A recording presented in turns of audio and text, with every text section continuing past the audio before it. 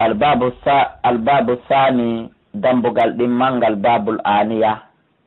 ko dambugal yewtaygol en fi miran hoy koye gaseten miranji ɗi gaseten gollitirde ka dina men e ɗi en hana gollitirde.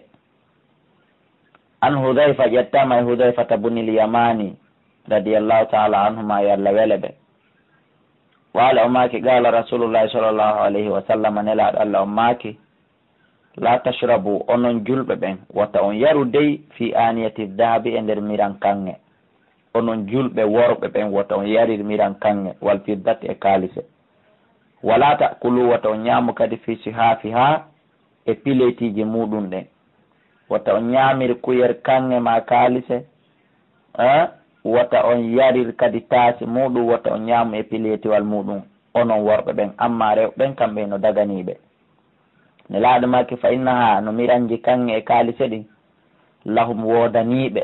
ko kamɓe jeeyi ɗum mi mana alyahuda en nasara fi duniya ko aduna walakum onon kadi noon ko onon ɗi wodani ko onon wodani ɗi ko onon jeeyɗi fil akhirati ka lahara muttafaqun alayh ray musidɓe julɓe ko andi ngol en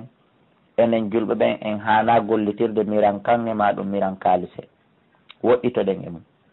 wa an ummi salamata ƴettama e ummi salama oɗo kadi ko sonnajo nelaɗo Allah sallallahu alayhi wa sallama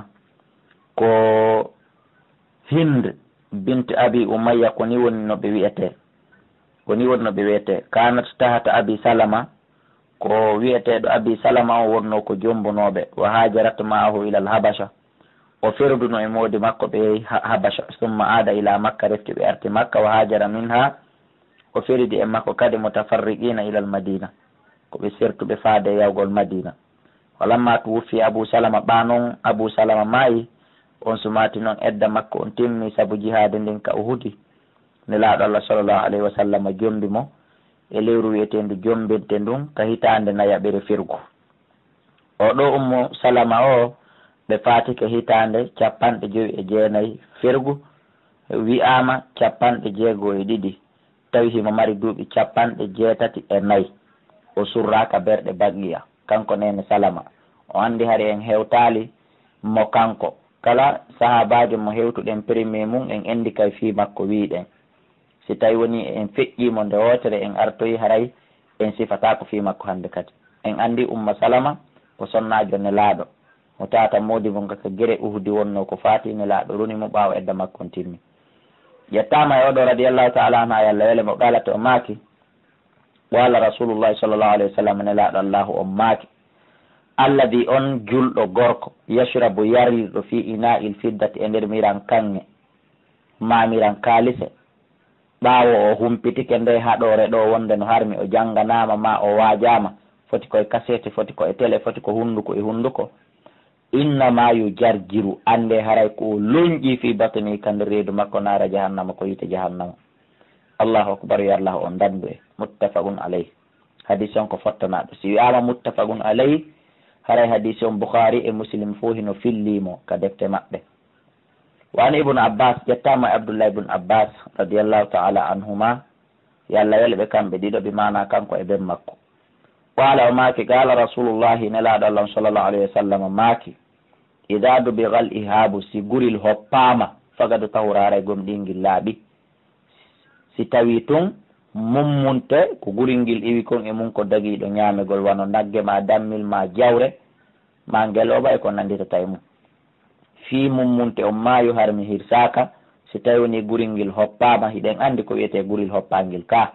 si tawi woni ɗum ɗon hoppama hande kadi haray ngil guril ɗon daganike en ka weƴƴitirel ngil juulen na de fi ñamugol woni ko fanda ko juulirgol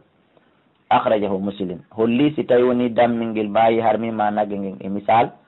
en yeehi en huttingil guril ɗon si tawi woni ngil hoppaka haray hay weƴƴutugol ngil juula jaka haray no harmi wano woniri noon ñamugol ngil ma ñamugol tew maggil on hino harmi amma so tawi woni hoppama haray no dagi wa indal arba'a e ko imam Muslim won ko yaltini hadise on hino ka nayoɓen ne laaɗo maki ayyuma ihadin ko kala guril ɓe ɗumannaki bimana ɓe sendidirali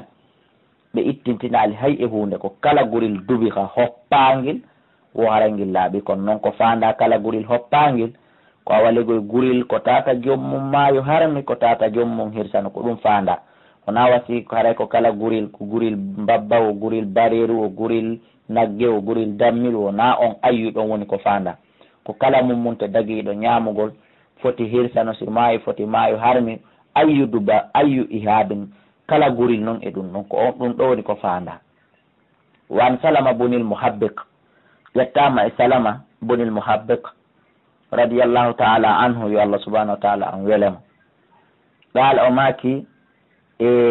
ɗaala maki rasulullah nelaɗo Allah sallallahu alaihi wasallam dibahu juludil maytati hoppegol guril ko maayi harmi nagge mayge harmi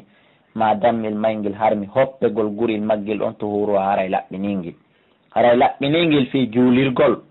ma walorgol ma joɗorgol ma ñamirgol haray laɓɓinalingel fi ƴettugol ngel ñaama on faami moƴƴa ka sahahu sellini hadis on ibnu hibban. wa an maymunata ƴettama e maymuna radiallahu taala anha yo Allah wele ɓe o kadi ko sonnajo nelaɗo min ɗalata ɓe kadi maaki wo marra nabiyu annabajo Allah sallllahu alayhi wa sallam feƴƴiɗi bi shatin dammil maygel harmi yajurrunahu tawi yimɓe ɓe hino daasude ngel hawkoya ɓe landi fa qala nelaɗo maaki ngel dammil no woodi ɓen maayo harmi meɗen hawkoyde nelaɗo maaki law akhadtum ihaba hara on huttuno jogiti ɗon guril maggel o mbimana hara on huttuno hettuɗon guril ngel hawko ɗon tew harmugu ngu fa qala ɓe maaki nelaɗo innaha ngel dammirgol maytatun ko maayo ngel harmi safa are ɓe famali maayi harmi wonde guril ngel gollit fa qala nelaɗo maaki ko ɗum tigi non goy mi faami maayo harmi kono haray guril ngel son huttingel on hoppi yo taf hiru ha laɓɓinaygel alma'u ndiyan ko ngel hoppirte kon wal garazu e cekkiri ko ngel hoppirte kon kala produit foti woɓɓe goo ko ceɓeteli woni ko hoppirta woɓɓe goo ko produit goo kala produit ko waɗa ha guril ngel hoppa ɗaati haray ɗum ɗon woni sabu yo ngel dago fi gollitirgol ka dewe akhrajahu abu dawud an nasa'i haray hino selli dammil ngel ma nagge ngen si maayi harmi yo yaw hutten ƴetten guril ngel hoppen fi wota ngel bonu heɓen ko gollitiren kono ya akhi sa gollitiray noon on hadise ko ya ɓeto hara ko hakkunde anduɓe wonɗade si tawina hakkunde anduɓe ko walsi nelaɗo make li kulli makanin maqal nokku kala no woodi ko hana huwede fi an hiɗa andi ɗum ɗo no dagi menen heɗɗitiɓɓen men anda a santi ba ummaɗo ha yeɗɗi nagge no maayi harmi ka ɓahoggo ka burure to min yeehi min tawiɗa hutta ɗon ko yimɓe ɓe jawindinta madrasa ɓen kañum ñamayi nagge harmuge nagge waalinge maayi harmi ngen min taw mo huttudenge ka ɓahoggo sa fuɗɗi yeddude ɓe yaaɓe holloya yimɓe ɓen ko onɗa huttude kon sa fuɗɗi wiide an oye min ko guringel haaju a wonno e muɗum hari haaju an ala e tewngol ɗum jaɓotako e junngo maɓɓe donc sa gollitiray ɗum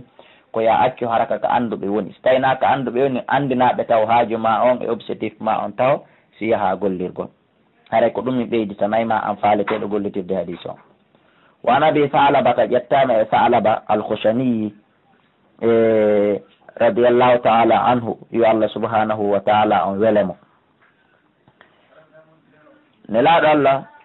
ɗaala o maaki ɓultumi inni ya rasulallah kayo nelaɗo Allah inna menen bi ardi ahli kitabin meɗen bi ardi ɗawmi ahli kitabin menen meɗen e leydi yimɓe defte bi mana meɗen hoɗi hakkunde alyahuda e nasara tun meɗen tumbi hakkunde maɓɓe jonno ko honno men wartata afa nakulu ɓamen nani hiɗa maka wonde hino harminde goɗɗo ñamirta pileti kange ma